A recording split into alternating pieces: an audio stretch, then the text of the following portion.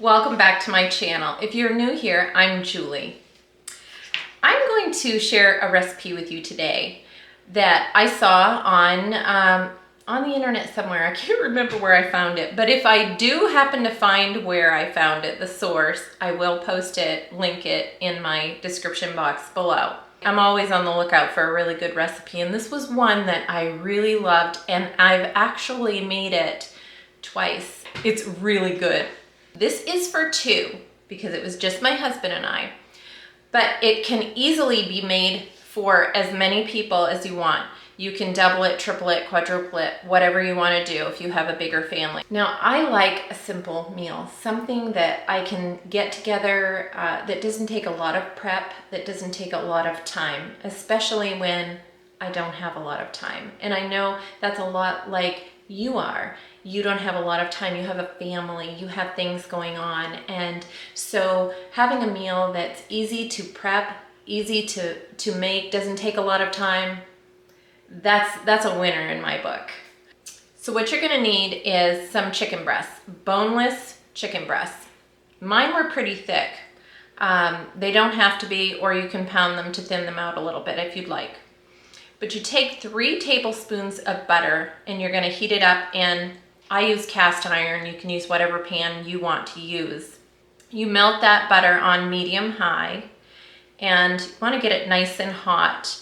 While that is melting in the pan, you wanna take your chicken breast and just score it. You wanna take a knife and go down through. It's gonna kinda look like a spiral ham, just bigger scores. You just want to make sure when you're scoring your chicken that you don't go all the way through. You're just making shallow cuts.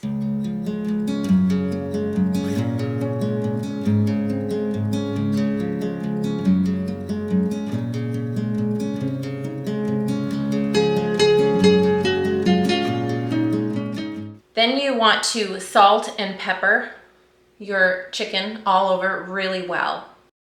This is going to flavor your chicken, so use whatever amount you want. If you are trying to stay away from salt, you don't have to use it. It's absolutely just to your taste. If you are not a fan of chicken, this could easily be adapted. You could use pork cutlets or pork chops. You would not have to score them unless you used a really thick cut boneless pork chop. In that case, I probably would score them. But I think that would be a really good flavor, something different because it is the other white meat, right? I think for pork for myself, I would tend to go towards the maple, but really you wouldn't lose out using either one. It would be great either way. Once you've salt and peppered your chicken, you dredge it in flour. Shake off any excess flour. You don't want too much on there, and then put it right into your hot pan of butter. Now you're going to sear this chicken on both sides. Leave it on one side for about 4 minutes. If your chicken is on the thinner side, you don't have to leave it as long. Mine, like I said, was pretty thick, so I left it on there a little longer.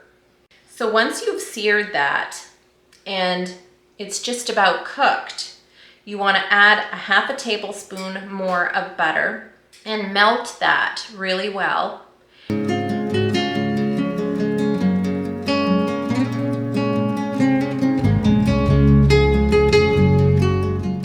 And then you want to add 3 to 4 large cloves of garlic that have been minced. You want to stir those all up in the juices and the butter just so they don't burn. Just coat them all really good. This, oh my gosh, the aroma is going to be amazing.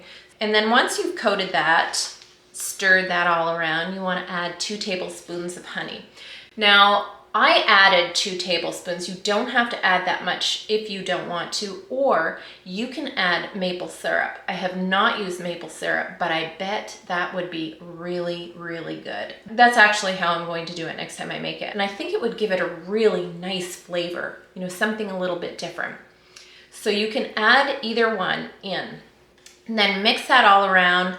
Add soy sauce or coconut aminos, whichever one you use. I actually have a jar of soy sauce, but it has coconut aminos in it.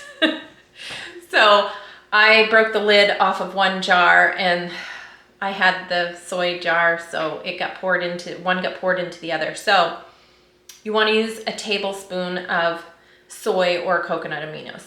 And then you want to add 1.5 tablespoons of vinegar. And this is just any kind of vinegar. You can use white vinegar, you can use apple cider vinegar. It doesn't really matter. You're not going to taste the difference. So just whatever vinegar you have on hand, go ahead and use them.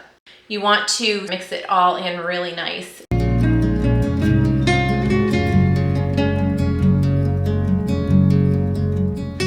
Adding vinegar is really going to tenderize your chicken and give it that really delicious, tender, juicy taste. And I love that. The honey or the maple syrup, that's going to add so much flavor along with the coconut aminos. It's all going to be good. I'm making myself hungry actually thinking about this meal. It really, really was very tasty.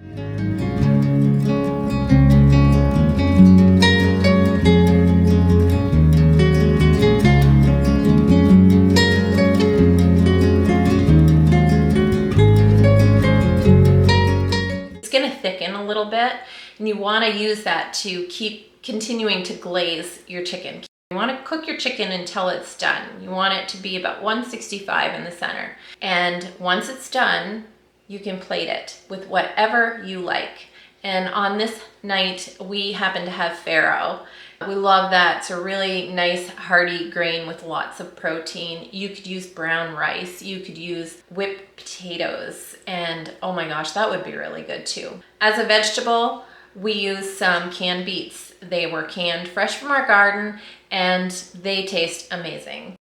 So you could use carrots, you could use green beans, whatever vegetable you like, green salad, anything will go.